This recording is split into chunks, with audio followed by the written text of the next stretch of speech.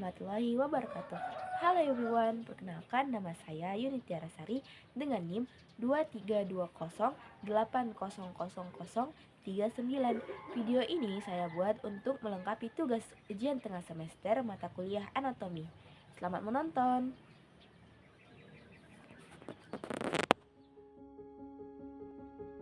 Sel tumbuhan adalah unit dasar kehidupan di dunia tumbuhan.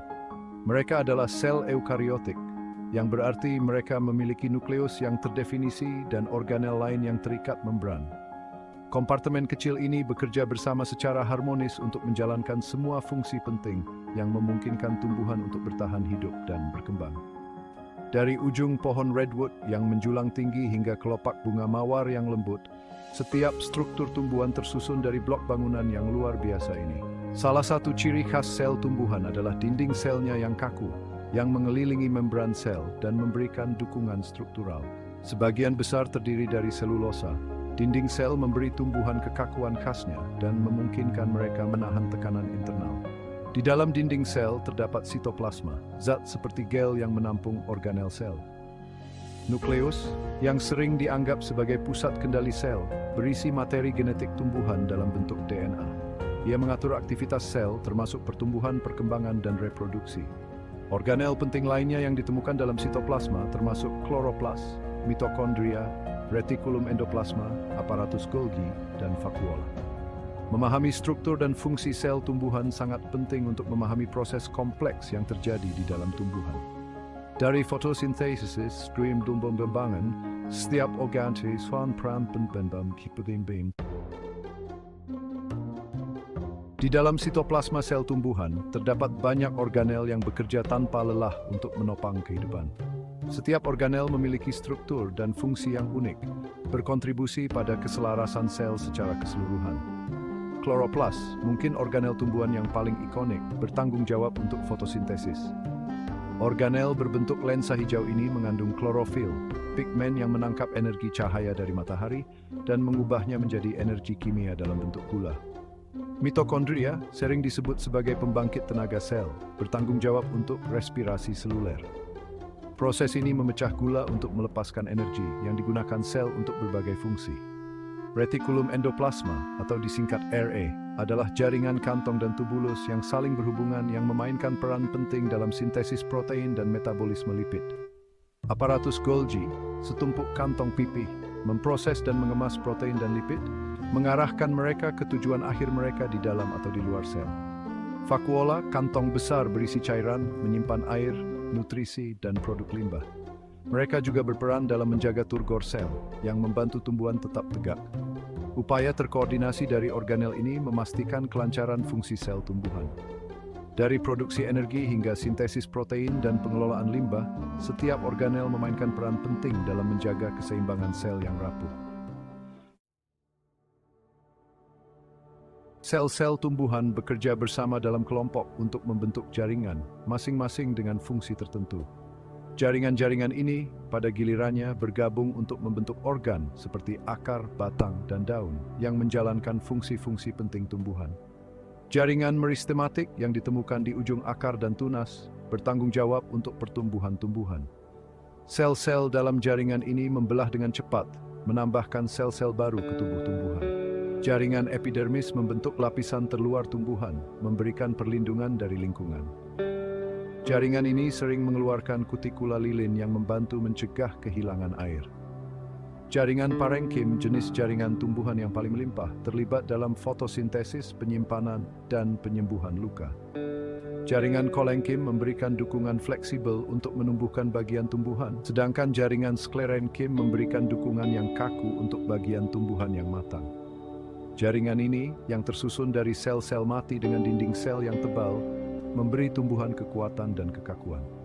Fungsi jaringan tumbuhan yang beragam menyoroti pentingnya spesialisasi sel dalam organisme multiseluler.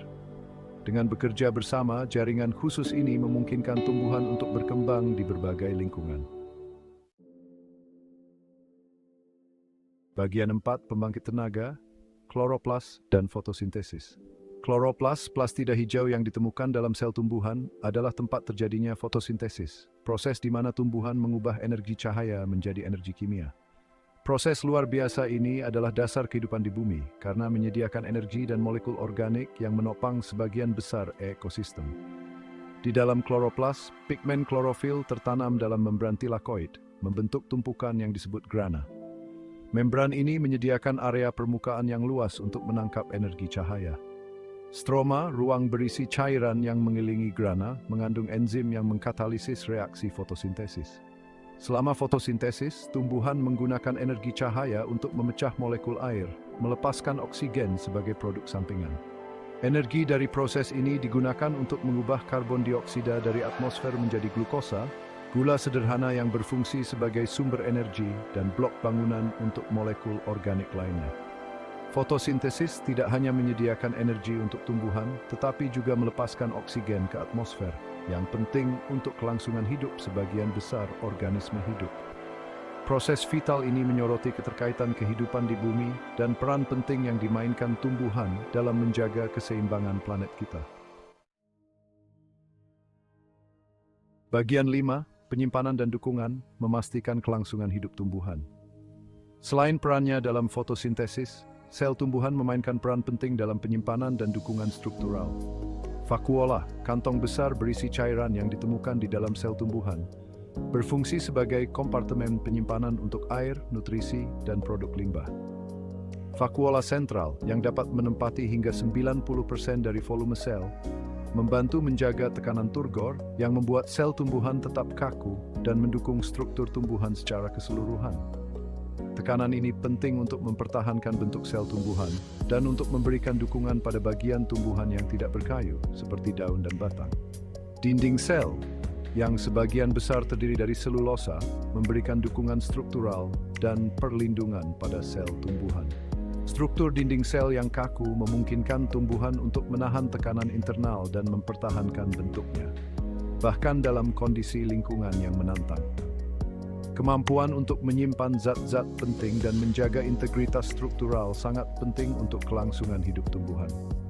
Vakuola dan dinding sel bekerja sama untuk memastikan bahwa tumbuhan memiliki sumber daya yang mereka butuhkan untuk berkembang dan menahan tekanan lingkungan. Bagian 6, kesimpulan, dunia sel tumbuhan yang luar biasa. Dari alga terkecil hingga pohon tertinggi, sel tumbuhan adalah unit dasar kehidupan di dunia tumbuhan. Pabrik mikroskopis ini menampung berbagai macam organel yang luar biasa, masing-masing dengan fungsi spesifik yang berkontribusi pada kelangsungan hidup dan kesuksesan tumbuhan secara keseluruhan. Kloroplas, mesin fotosintesis, menangkap energi cahaya dan mengubahnya menjadi energi kimia, menyediakan fondasi bagi sebagian besar ekosistem di bumi. Vakuola menyimpan zat-zat penting dan menjaga tekanan turgor, sementara dinding sel memberikan dukungan struktural dan perlindungan. Cara kerja sel tumbuhan yang rumit menyoroti keindahan dan kompleksitas alam.